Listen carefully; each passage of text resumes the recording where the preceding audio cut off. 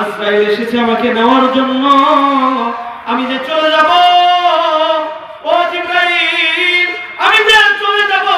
নবীজি এইভাবে ক্রন্দন করতেছে।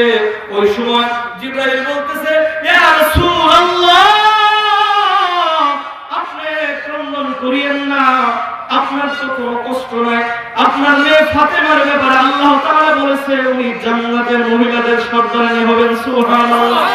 আপনার নাতি দুইজন আল হাসান ওয়াল হুসাইন সাইয়্যিদা শাবাবি আহলিল জান্নাহ, তারা দুইজন জান্নাতি যুবকদের সর্দার হবে। কার জন্য আপনি চিন্তা করেন? আল্লাহ নবী বলতেছে, ও জিবরাইল আমি হাসান হুসাইন আমার পরিবারের জন্য চিন্তা করি না, আমি চিন্তা করি আমার যে এই যে গুনাহগার উম্মত কিয়ামতের আগ পর্যন্ত আসবে তাদের অবস্থাটা কি হবে, তাদের দায়িত্ব কে নেবে, এই জন্য আমি চিন্তা করি। তখন জিবরাইল বলে, ইয়া রাসূলুল্লাহ আপনি চিন্তা করিয়েন না, আপনার রওজা মুবারকে আপনার কাছে উম্মতের খবর দেওয়া হবে। তখন আল্লাহ নবী বলতেছে, ও জিবরাইল খবর আসবে না আসবে এটা নিয়ে আমি চিন্তা করি না, আমার উম্মত যদি ভালো থাকে তাহলে আমিও ভালো থাকবো। আল্লাহু আকবার। বিদেশে যদি আল্লাহু আকবার, নারে তাকবীর, আল্লাহু আকবার, আল্লাহু আকবার, আল্লাহু আকবার।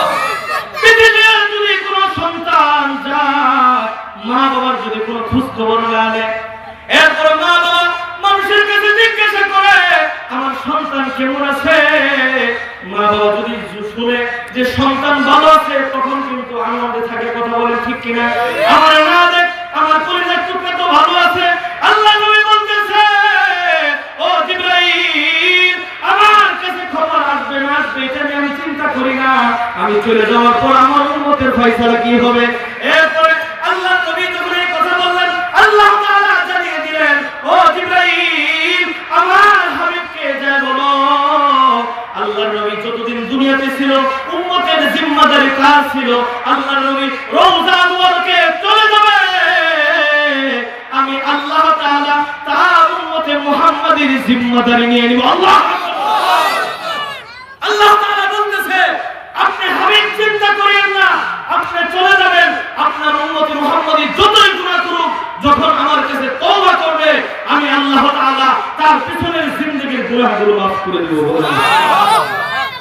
এই জন্য আমাদের আল্লাহ এমন একজন দামি নবীর উম্মত যিনাকে আল্লাহ তাআলা আল্লাহর পরে যার শান এবং মান যার স্থান, ওই নবী আমাদেরকে চলে যাওয়ার আগেও আমাদের কথা বলেছে, নিজের পরিবারের কথা বলে নাই, অন্য কারোর কথা বলে নাই, শুধু বলেছে আমার উম্মতের কি হবে। তখন আল্লাহ তাআলা সান্ত্বনা দিয়েছে, ও আমার হাবিব বিশ্বাস করে যে মৃত্যু একদিন হবে। কথা বলেন ঠিক কিনা? যেমন আসার সিরিয়াল আছে, যাওয়ার কোন সিরিয়াল আছে? আপনাদের এলাকায় অনেকেই দেখেছেন বাবার আগে সন্তান চলে গিয়েছে, সন্তানের লাশটা বাবা কাঁদে নেয়, এর চেয়ে কঠিন কিছু নাই, এর চেয়ে বড় বুঝার কিছু নাই। কথা বলেন ঠিক কিনা? সম্মানিত উপস্থিতি, আল্লাহ তাআলা কোরআনে হাকিমের ভিতরে বলেছেন, কুল্লু নাফসিন যায়িকাতুল মাউত। ও দুনিয়াবাসী তোমরা শোনো, আল্লাহ তাআলা কোরআনে হাকিমের ভিতরে বলতেছেন, আমি আল্লাহ তাআলা যতগুলো মাখলুকাতকে সৃষ্টি করেছি সমস্ত মাখলুকাতকে একদিন এই দুনিয়া ছেড়ে এই দুনিয়ার মায়া মুহূর্তে করতে হবে। কথা বলেন ঠিক কিনা? আল্লাহ তাআলা কোরআনে হাকিমের ভিতরে বলেন, কুল্লু নাফসিন যায়িকাতুল মাউত, কুল্লু নাফসিন যায়িকাতুল মাউত।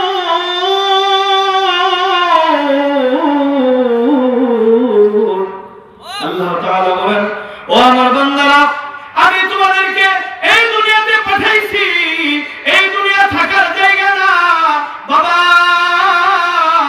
সমস্ত যত মাখলুকাত আছে সমস্ত মাখলুকাতকে মৃত্যুর স্বাদ গ্রহণ করতে হবে। কথা বলেন ঠিক কি না? কত মানুষ দেখলাম এই জীবনের শুরু থেকে নিয়ে কত মানুষের সাথে চলাফেরা করেছে, আজকে আমরা এখানে ওয়াজের ময়দানে তারা কবরে। কথা বলেন ঠিক কি না? আমরা ওয়াজের ময়দানে এসেছি, আজকে যদি তারা জীবিত থাকতো তারা আমাদের সাথে ওয়াজের ময়দানে আসতো, আজকে তারা কবরে। এই জন্য বলি বাবা, জানি না কতটুকু হায়াত আছে, জানি না কখন কোন সময় এই দুনিয়া ছেড়ে চলে যেতে হবে। চলে যাওয়ার আগে এই দুনিয়া থেকে আল্লাহ তাআলা কোরআন বলেন, ইন্নাল্লাযীনা আমানু ওয়া আমিলুস সালিহাত, ইন্নাল্লাযীনা আমানু ওয়া আমিলুস সালিহাতি কানাত লাহুম জান্নাতুল ফিরদাউসি নুজুলা। আল্লাহু আকবার। আল্লাহ তাআলা কোরআন বলেন, ইন্নাল্লাযীনা আমানু, ও আমার বান্দারা তোমরা ঈমান আনো, ওয়া আমিলুস সালিহাত, নেক আমল সমূহ করো। যদি ঈমান আনো এবং নেক আমল সমূহ করো, আল্লাহর বিধানগুলো জীবনে যখন যেই সময় আল্লাহর বিধানগুলো এসে যাবে, যখন নামাজের সময় মসজিদ থেকে ডাকবে আল্লাহু আকবার, আল্লাহু আকবার, হাইয়া আলাস সালাহ, যখন মুয়াজ্জিনে ডাক দেয়, ও বাবা কয়জন নামাজে আসে? কথা বলে বাবা, এই দুনিয়ায় আপনাকে মুয়াজ্জিন ডাকতেছে হাইয়া আলাস সালাহ, তুমি নামাজের দিকে আসো, হাইয়া আলাল ফালাহ। এই নামাজ এটাই তোমার জীবনে কল্যাণকর। যদি বুঝতাম জুমার নামাজে আজকে মসজিদে কিরকম মুসল্লি হয়েছে, কথা বলুন একটু, কিরকম মুসল্লি হয়েছে? ভরপুর হয়েছে, জায়গা দেওয়া যায় না। কিন্তু ফজরের সময় দেখলে দেখা যায় 2 জন 3 জন। কথা বল না কেন? তাহলে ফজরের নামাজ কি ফরজ না জুমার নামাজ ফরজ? শুধু কথা বলতে হবে। আমার দিকে তাকিয়ে দেখেন তো, আমি যুবক না বৃদ্ধ? আমি তো দেখতেছি আপনারা এখানে যারা বসছেন বেশিরভাগই যুবক মানুষ। তো ইমানের বেলায় একটু আওয়াজ দিতে হবে, বলেন না নারে তাকবীর, নারে তাকবীর, দিন ইসলাম, দিন ইসলাম, আল কোরআনের আলো, আজকের মাহফিল। সম্মানিত উপস্থিতি, যেই কথা বলতেছিলাম, জুমার নামাজ যেরকম ফরজ, ফজরের নামাজও কিন্তু ওই রকমই ফরজ। কথা বলেন ঠিক কিনা? এই জন্য বলি বাবা, এত সুন্দর একটি জায়গায় মসজিদ হইতেছে, দোয়া করি আপনারা সকলেই চেষ্টা করবেন স্বতঃস্ফূর্তভাবে এই মসজিদটা যেন পরের বছর এসে আমরা ফাউন্ডেশন দেখতে পাই। বলেন না ইনশাআল্লাহ? বাবারে আমার, যদি এই যে নামাজের সময় যখন জুমার নামাজ যেরকম ফরজ, ফজরের নামাজ ওই রকম ফরজ। এই জন্য বলি বাবা, জুমার নামাজে আসবো যেরকম ভাবে স্বতঃস্ফূর্ত ভাবে, মানুষ জায়গা দেওয়া যায় না, ফজরের নামাজে ওই রকম আসবো তো, আসবো তো। বাবারে আমার, এই দুনিয়াতে যদি নেক আমল না করতে পারে, আল্লাহ তাআলা কোরআনে বলেন, ফাইযা জাআ আজালুহুম লা ইস্তাখিরুনা সাআতাও ওয়া লা ইস্তাকদিমুন। আল্লাহ তাআলা কোরআন বলেন, তুমি এই দুনিয়ার হায়াত যখন তোমার ফুরিয়ে যাবে, 1 সেকেন্ড এদিক সেদিক করা হবে না। সময় যখন শেষ হয়ে যাবে, আজরাইল তোমাকে এই দুনিয়া থেকে অন্ধকার কবরের জন্য তোমাকে প্রস্তুত করবে। কথা বলেন ঠিক কিনা? এই জন্য বলি বাবা, জানি না কখন কোন সময় চলে যাব। যাওয়ার আগে আল্লাহ তাআলা আজরাইল পাঠানোর আগে আমাদেরকে আল্লাহর রেজামন্দি হাসিল করতে হবে। বলেন ইনশাআল্লাহ। বাবা আমার, আজকে তাকায় দেখেন কত মানুষ কতভাবে মৃত্যু হয়, কিন্তু কিছু মানুষের মৃত্যু কত সুন্দর হয়। যেমন এরকম কিছু মানুষ আমরা দেখেছি, মৃত্যুর সময় আসছে কি সুন্দর ভাবে কথা বলে, কালিমা পড়ে, মৃত্যুর পর যখন তার চেহারার দিকে তাকায়, আল্লাহর বান্দা, আল্লাহর মাহবুব বান্দা চেহারার দিকে তাকাইলে মনে হয় মুস্কি হাসি দিতেছে। কথা বলেন ঠিক কিনা? মুস্কি হাসি দিতেছে, এবং চেহারার দিকে তাকাইলে মনে হয় অভিনয় করে ঘুমাইছে। কথা বলেন ঠিক কিনা? কেননা বাবা, যদি আপনার আল্লাহর দ্বীনকে সঠিকভাবে পালন করেন, 5 ওয়াক্ত নামাজ জামাতের সাথে পড়েন, আল্লাহর বিধানগুলো সঠিকভাবে যদি পালন করেন, মৃত্যুর সময় আল্লাহ তাআলা 500 জান্নাতি ফেরেশতা আপনার জন্য পাঠিয়ে দিবেন। আল্লাহু আকবার। 500 জান্নাতি ফেরেশতা এসে তারা আপনাকে বলবে, ইন্নাল্লাযীনা ক্বালু রাব্বুনাল্লাহ, তুমি আল্লাহ তাআলাকে রব হিসেবে মেনে নিয়েছিলা, সুম্মাস্তাকামু, ঈমানের উপর অটল থেকেছো, ফজরের সময় তোমার কষ্ট হয়েছে, এরপর তুমি মসজিদে এসে নামাজ পড়েছো। ও বান্দা, এই শীতের রাতে তোমার মন চাইছিল বসেই শুয়ে থাকবা, কোরআনের মাহফিলে এসে বসে গিয়েছিলা। ও বান্দা, ঈমানের উপর অটল ছিলা, সুম্মাস্তাকামু তাতানাজ্জালু আলাইহিমুল মালায়েকা, আল্লাহু আকবার, তাতানাজ্জালু আলাইহিমুল মালায়েকা, আসমান থেকে 500 ফেরেশতা পাঠিয়ে দিবেন। সুবহানাল্লাহ। 500 ফেরেশতা এসে বলবে, ও আল্লাহর বান্দা, দুনিয়াতে কষ্ট করেছো, দুনিয়ার ভিতরে কষ্ট করেছো, ও বান্দা আর কোনো চিন্তা করো না, আল্লাহ তাখাফু ওয়ালা তাহজানু, দুনিয়ার ভিতরে কষ্ট করেছো আর কোনো চিন্তা করো না, এই মৃত্যুর পরে তোমার জন্য আবশিরু বিল জান্নাহ। আল্লাহু আকবার।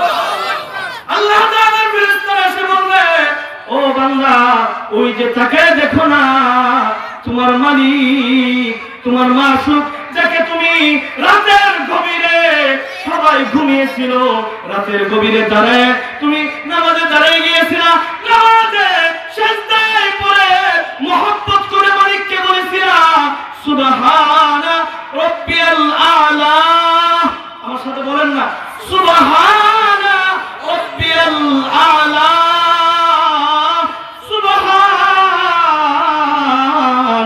রাব্বিয়াল আলা। এরকম যখন কোন বান্দা গভীর রাতে সিজদায় পড়ে মালিককে ডাকতে থাকে, ও আমার মালিক, তুমি সমস্ত, তুমি সবচেয়ে মহান, তুমি সব কিছুর ঊর্ধ্বে, এরকম ভাবে যখন কোন বান্দা মুহাব্বতের ডাক দিতে থাকে, বান্দার এই ডাকে মালিক খুশি হয়ে যায়। বলেন না সুবহানাল্লাহ। মালিক ডেকে বলেন, ও আমার বান্দা, তুমি সিজদায় আমাকে মহান রব বলতেছো, তোমার কি প্রয়োজন? আমি আল্লাহ তাআলা তোমার যা প্রয়োজন আমি সব দিয়ে দিব। বলেন না সুবহানাল্লাহ।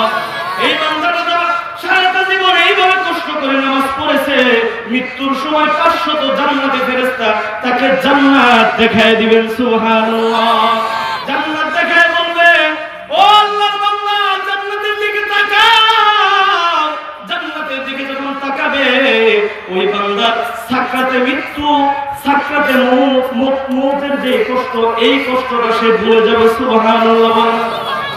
বাবাজিরা আমার আপনার নবী হযরতে মুহাম্মদ মুস্তাফা সাল্লাল্লাহু আলাইহি ওয়াসাল্লাম যেদিন এই পৃথিবী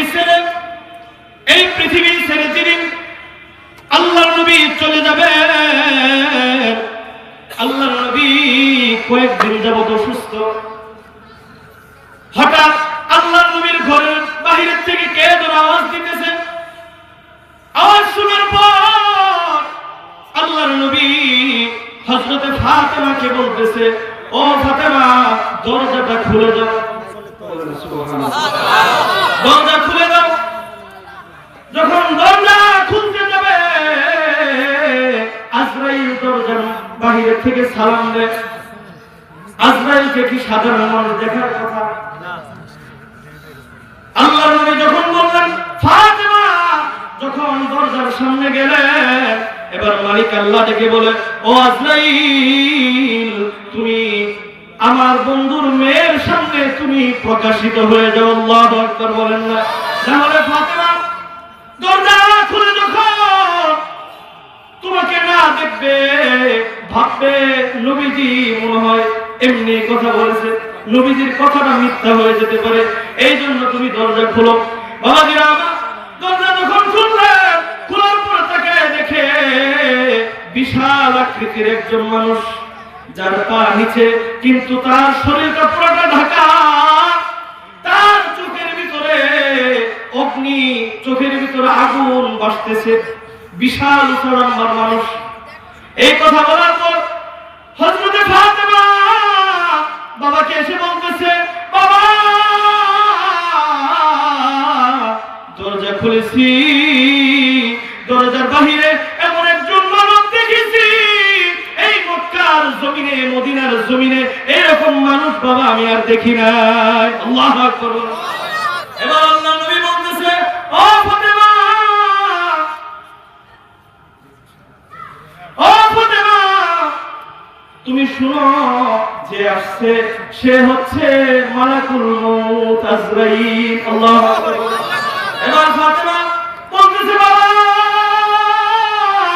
বুঝছি কতদিন যাবত আপনি অসুস্থ, বুঝছি আপনাকে নেওয়ার জন্য মনে হয় এসেছে। এই কথা বলার পর ফাতেমা বলতেছে, বাবা, আমি ভিতরে ঢোকার অনুমতি দিব না, বাবা আমি ঢুকতে দিব না।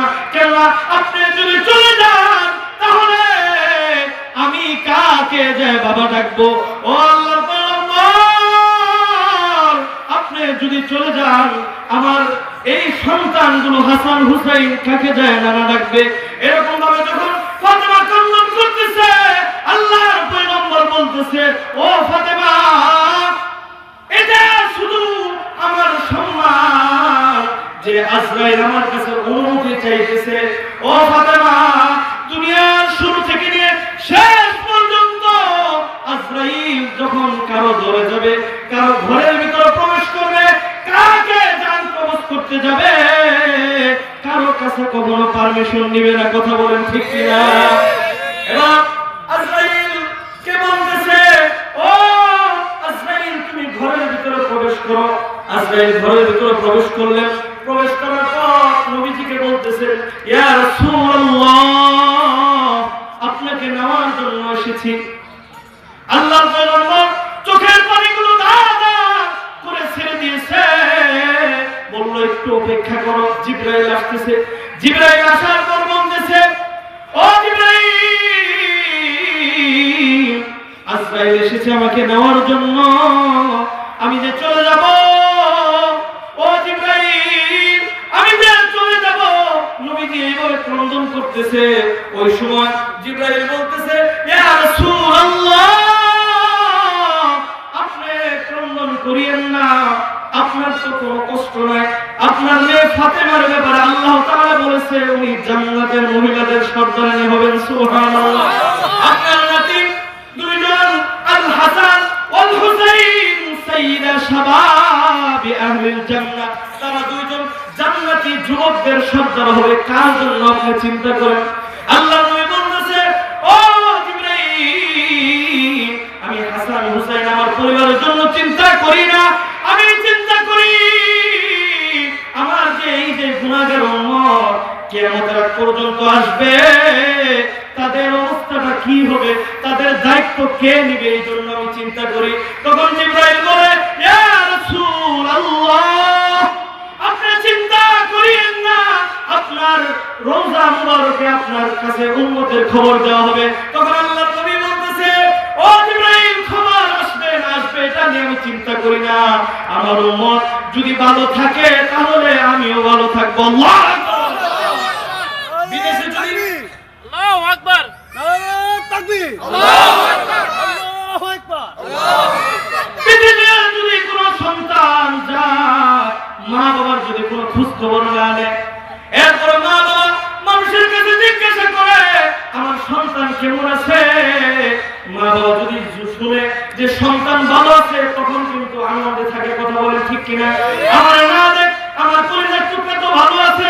আল্লাহ নবী বলতেছে, ও জিবরাইল, আমার কাছে খবর আসবে না আসবে এটা নিয়ে আমি চিন্তা করি না। আমি চলে যাওয়ার পর আমার উম্মতের ফয়সালা কি হবে। এরপরে আল্লাহ নবী যখন এই কথা বললেন, আল্লাহ তাআলা জানিয়ে দিলেন, ও জিবরাইল, আমার হাবিবকে যা বলো আল্লাহর নবী যতদিন দুনিয়াতে ছিল উম্মতের জিম্মাদারি কাজ ছিল, আল্লাহর নবী রওজা মুবারকে চলে যাবে, আমি আল্লাহ তাআলা তার উম্মতে মুহাম্মাদের জিম্মাদারি নিয়ে নিব। আল্লাহ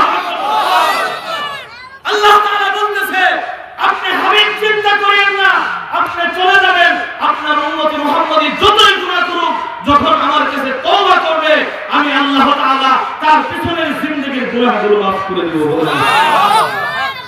এই জন্য বাবাজি আপনারা এমন একজন দামি নবীর উম্মত যিনাকে আল্লাহ তাআলা আল্লাহর পরে যার শান এবং মান, যার স্থান, ওই নবী আমাদেরকে চলে যাওয়ার আগেও আমাদের কথা বলেছে, নিজের পরিবারের কথা বলে নাই, অন্য কারোর কথা বলে নাই, শুধু বলেছে আমার উম্মতের কি হবে। তখন আল্লাহ তাআলা সান্ত্বনা দিয়েছে, ও আমার হাবিব, আপনি চলে যান, কোনো চিন্তা করিয়েন না, আপনার উম্মতের জিম্মাদারি আমি নিলাম। আমি আল্লাহ তাআলা ইল্লা মান তাবা ওয়া আমানা ওয়া আমিলা আমালান সালিহা, আপনার উম্মত যখন তওবা করবে, ঈমানকে সঠিক করে নেক আমলের উদ্দেশ্যে, ফাউলাইকা ইউবাদদিলুল্লাহু সাইয়্যাতিহিম হাসানাত, আমি আল্লাহ তাআলা তার পিছনের সাইয়্যাতগুলো ক্ষমা করে দেব। বলেন সুবহানাল্লাহ। তার পিছনের গুনাহগুলো ক্ষমা করে হাসানাত, এবং গুনাহ তো ক্ষমা করবই, 1 লক্ষ গুনাহ ক্ষমা করে 1 লক্ষ আবার বোনাস দিয়ে দেব। আল্লাহু আকবার। নারায়ে তাকবীর, আল্লাহু আকবার, নারায়ে তাকবীর, আল্লাহু আকবার, আল কোরআনের আলো, আল কোরআনের আলো, নারায়ে তাকবীর, আল্লাহু আকবার, নারায়ে তাকবীর। যে কথা বলতেছিলাম, এই জন্য আমরা তওবা করার জন্য প্রস্তুত আছি তো? প্রস্তুত আছি তো? ইনশাআল্লাহ। সম্মানিত উপস্থিতি, যেহেতু সময় সংক্ষিপ্ত, যে আয়াত তেলাওয়াত করেছিলাম ওই আয়াতের আলোচনা করতে পারবো না। আল্লাহ যদি আরো আমাদের সুযোগ দেয় ইনশাআল্লাহ করব। জাহাঙ্গীর ভাই, জিদ্দা হোটেলের মালিক, উনি আমাদেরকে খুব ভালোবাসেন, উনি দাওয়াত দিয়েছেন, ওনার জন্য দোয়া করি এবং এই মসজিদের জন্য দোয়া করি যে আল্লাহ তাআলা খুব সুন্দর একটি মসজিদ আপনারা নিজেরা সকলেই সার্বিক সহযোগিতা করে সুন্দর একটা মসজিদ হোক, আপনারা চান না ইনশাআল্লাহ?